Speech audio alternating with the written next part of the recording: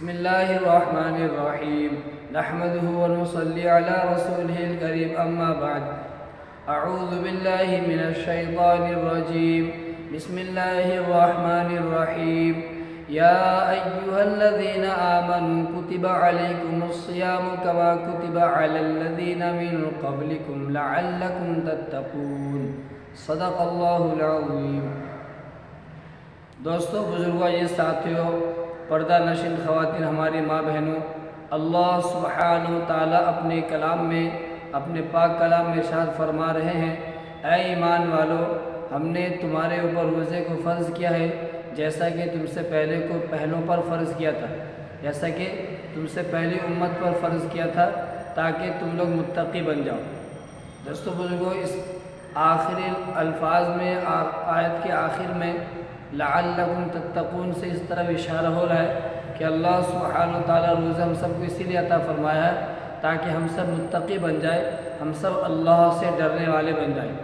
رمضان کا مہینہ کا روزہ اللہ سبحانہ وتعالیٰ نے فرض فرمایا ہے۔ رمضان کے مہینے کے روزے رکھ کر اگر ہمارے اندر تقوی نہیں آیا، پرہیزگاری نہیں آئی اور ہم اللہ سے ڈرنے والے نہیں بنے تو روزے کا مقصد فوت ہے۔ روزے کا مقصد ہے کہ ہم اللہ سے ڈرنے والے بنیں،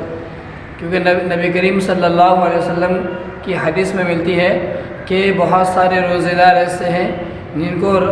دن میں بھوکا رہنے کے علاوہ اور رات میں جاگنے کے علاوہ کچھ بھی نہیں ملا، یعنی رات میں تراویح کی نماز پڑھے، نفلی نماز پڑھے اور اللہ سے رو کے دعا کر اللہ سے مانگے، تلاوت کیے، اور دن میں روزہ رکھے،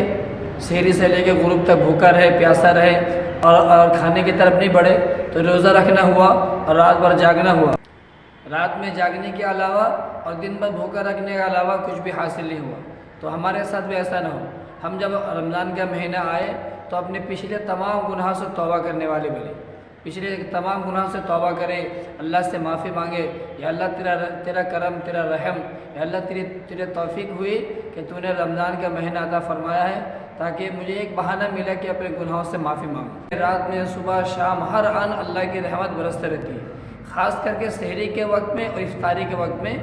کیا ہے، اللہ کی رحمت بہت زیادہ متوجہ ہوتی ہے۔ اللہ کی رحمت سحری کے وقت میں، افطاری کے وقت میں، جس وقت ہم افطاری خریدنے میں لگے رہتے ہیں، جس وقت ہم سحری خریدنے میں یا سحری کے چکر میں لگے رہتے، افطاری کے چکر میں لگے رہتے، دوستو بزرگوں، افطاری کا وقت، سحری کا وقت، یہ اللہ کی رحمت کی طرف متوجہ ہونا ہے، کیونکہ اللہ کی رحمت ہمارے طرف متوجہ ہوئی ہے، تو اب ہمیں چاہیے ہم اللہ کی رحمت کی طرف متوجہ رہیں، اللہ کے ہم کیا اس وقت ہم تلاوت کریں، اس وقت ہم ذکر کریں، اس وقت ہم نماز پڑھیں، نفل نماز پڑھیں۔ افطار کے وقت میں کیا کریں گے؟ تسبیح پڑھیں گے، تلاوت کریں گے، دعا کا اہتمام کریں گے۔ دوستو بزرگ، ایسا افطار کی تیاری میں ایسا بھی موقع آتا ہے کہ خود افطار کرنے کے دعا تک بھول جاتے ہیں۔ جی، اذان ہو رہی ہے، ہم ابھی دسترخوان میں نہیں بیٹھے، اذان ہو رہی ہے، ہمارے سامنے افطاری نہیں ہے، اذان ہو رہی ہے، ہمارے سامنے افطاری نہیں ہے، ہم افطاری کے سامنے بیٹھ کر خوب اللہ کی طرف متوجہ ہو۔ اس وقت اللہ سبحانہ وتعالیٰ فرشتے کو دکھائیں گے، فرشتے سے کہیں گے کہ دیکھو میرے فرشتے، دیکھو میرے فرشتے، جس انسان کو تم کہہ رہے تھے انہیں پیدا مت کرو، جس انسان کو تم کہہ رہے تھے انہیں پیدا مت کرو، کہ یہ لوگ، ان لوگوں کے سامنے شربت بھی ہے، لسی بھی ہے، پانی بھی ہے، بھوک کی شدت کے وقت میں کھانا بھی ہے اور لذیذدار مزیدار کھانا بھی ہے، پھر بھی میرے حکم کے انتظار میں ہے، پھر بھی تو اللہ کی رحمت اس وقت بہت متوجہ ہوتی ہے۔ تو ہم بھی چاہیے افطاری کی تیاری میں بیٹھے رہیں، جی، کہ اللہ کا حکم ہوگا ہم افطار کریں گے، روزہ کھولیں گے۔ اسی طرح سحری کے وقت میں نفل میں لگے رہے، تلاوت میں لگے رہے، یہ ہوا رمضان کی تیاری۔ اگر اس طرح رمضان ہمارے گزرے، اس طرح رمضان کا